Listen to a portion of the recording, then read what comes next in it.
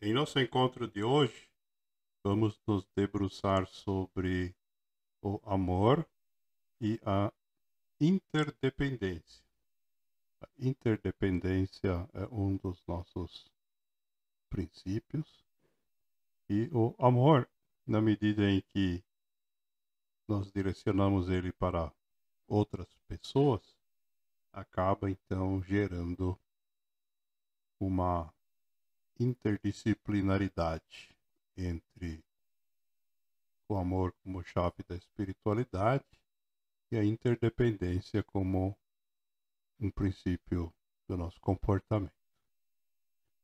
Vamos iniciar com uma frase do psiquiatra americano Abraham Tversky, um dos pioneiros na estruturação de sistemas de tratamento para pessoas que sofrem da dependência química e, além disso, descendente de uma família de rabinos da Ucrânia, e nessa combinação única de conhecimento nos ligou a algumas questões muito interessantes. Nessa reflexão que está na tela, ele nos explica que é errado o pensamento que a maioria das pessoas tem de que o ato de dar dependa de amor. Ele explica que é o contrário. Diz assim: o amor não é sobre o que eu vou receber, mas sobre o que vou dar. As pessoas cometem um erro ao pensar que dá àqueles que amam. A resposta real é que amamos a quem damos.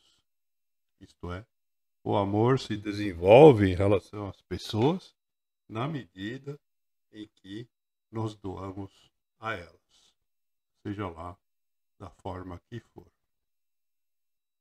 E o escritor americano Wayne Dyer nos lembra que só podemos dar aquilo que temos em nós mesmos. Por isso que é tão importante a gente se autodesenvolver, né, para poder dar aos outros coisas, sentimentos e ações de qualidade. O teólogo sueco Emanuel Swedenborg diz que o amor consiste em desejar dar o que é nosso ao outro e sentir seu deleite como nosso.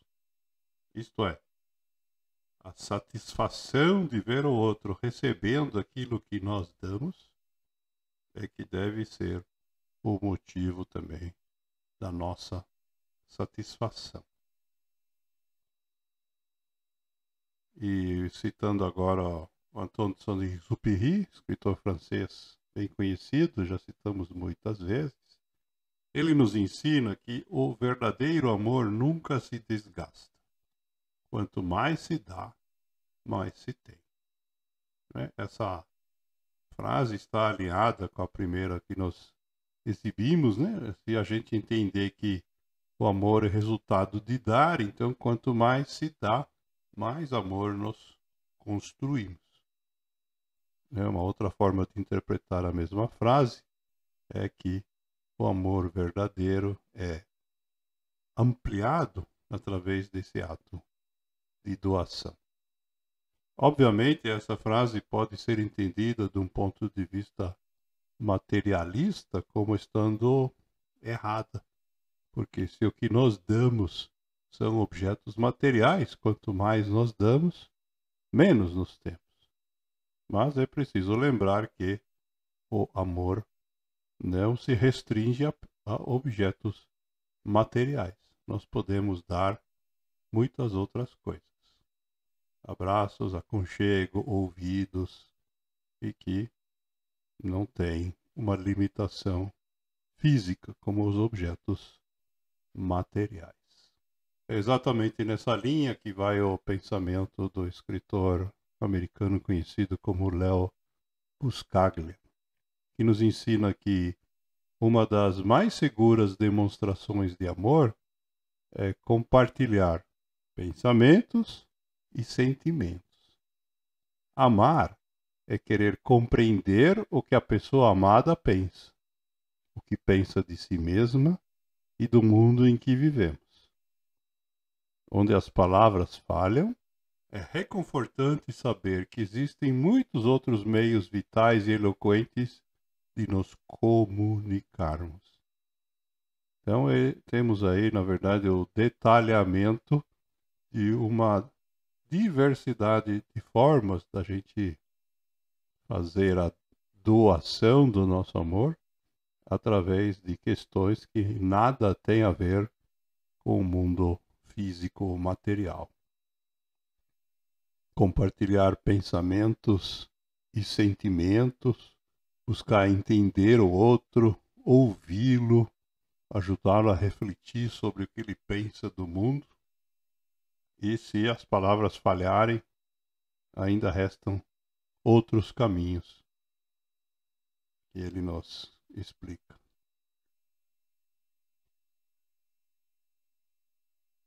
E de fato, não existe ninguém no mundo, né, como nos lembra o Eric Leventhal, editor americano, que não esteja clamando por amor. Diz ele que cada pessoa que a gente conhece é um aspecto da gente mesmo, clamando por amor. É como se o outro fosse um pedaço da gente instalado num terceiro, ao qual nós vamos dar atenção, vamos nos doar, como se fosse um pedaço da gente mesmo. Entendendo aí que todas as pessoas formam uma unidade. Essa interdependência foi qualificada pelo padre jesuíta francês, o Henrique Caffarel, que viveu na maior parte do século XX, quando ele conectou essa questão do amor com a exigência, né? Ele colocou nessa frase bem conhecida, muitas vezes reproduzida sem dar os devidos créditos a ele, que o amor sem exigência me diminui, porque quando a gente dá o amor e não exige nada, acabamos por retirar do outro a possibilidade dele evoluir também, o que é fundamental na interdependência, né? Todos tenham as mesmas condições. Se a gente apenas exigir sem prestar amor, obviamente estamos colocando o outro numa situação de revolta, né? Estamos sendo ditadores. E quando os dois conceitos se combinam, diz ele então, nós nos engrandecemos mutuamente. Nessa mesma linha de raciocínio, temos aqui uma frase do Eckhart Tolle que diz que amar é reconhecer a você mesmo em outra pessoa. Nós tendemos a nos alinhar, identificar pessoas que são, de alguma forma, semelhantes a gente, mesmo que nós não saibamos exatamente o porquê. Então, isso acaba facilitando esse processo, diz ele, de reconhecer traços da gente nas outras pessoas. Esse mesmo conceito foi enunciado pela irmã espanhola canonizada como Santa Teresa d'Ávila, nascida Teresa Cepeda e Ahumada, que diz que o amor sempre faz comunidade. Quem ama sempre acaba se envolvendo, participando de uma comunidade, como acontece com nós participantes do amor consciente. Portanto, quem ama não fica nunca sozinho, como diz a Santa Teresa.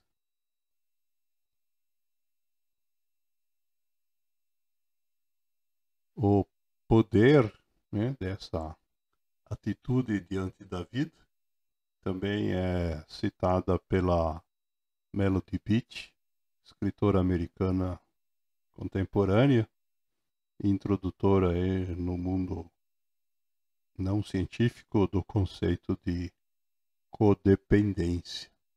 E ela nos ensina que devemos viver a nossa vida com o coração.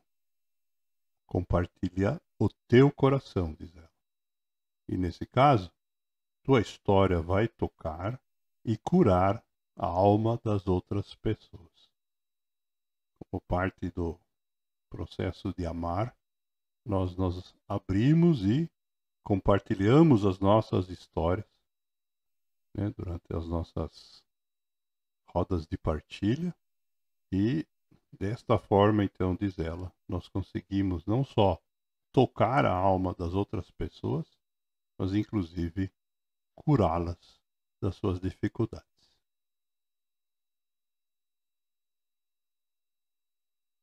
Essa atitude acaba refletindo na gente, né? A educadora americana nascida Joyce Green, convertida ao budismo, conhecida como Sati Bhagavati, diz que quando você planta uma semente de amor, é você que floresce. Cada vez que a gente inicia um novo processo baseado no amor, nós acabamos nós mesmos sendo os principais beneficiários do processo. E podemos entender isso em outras palavras com essa frase da professora Lídia Vasconcelos, que nos ensina que o amor é a liga, o remédio, a cura, a lente, através da qual a gente enxerga direito a essência de tudo. Com amor, leões ferozes viram gatinhos, e monstros terríveis se tornam dóceis criaturas. Mas, sem amor, até os anjos são ignorados. Quando a gente vive sem amor, né, entendendo aí a frase dela, tudo acaba se tornando muito mais difícil. Até a ajuda dos anjos nós perdemos. E vamos encerrar hoje com uma frase do Eckhart Tolle, que é uma reflexão sobre como que o amor funciona. Diz ele, o amor não é seletivo, assim como a luz do sol não é seletiva. Isso não torna uma pessoa especial, não é exclusivo. Exclusividade não é o amor de Deus, mas o amor do ego. Né? Toda vez que nós pensamos que amor é focado numa única pessoa, é o nosso ego que nos engana, que nos faz pensar nisso. Diz ele que, no entanto, a intensidade com que amor verdadeiro é sentido pode variar, porque pode haver uma pessoa que reflita seu amor de volta para você de maneira mais clara e intensa do que as outras. E se essa pessoa sentir o mesmo de você, então se pode dizer que você está tendo um relacionamento amoroso com ela.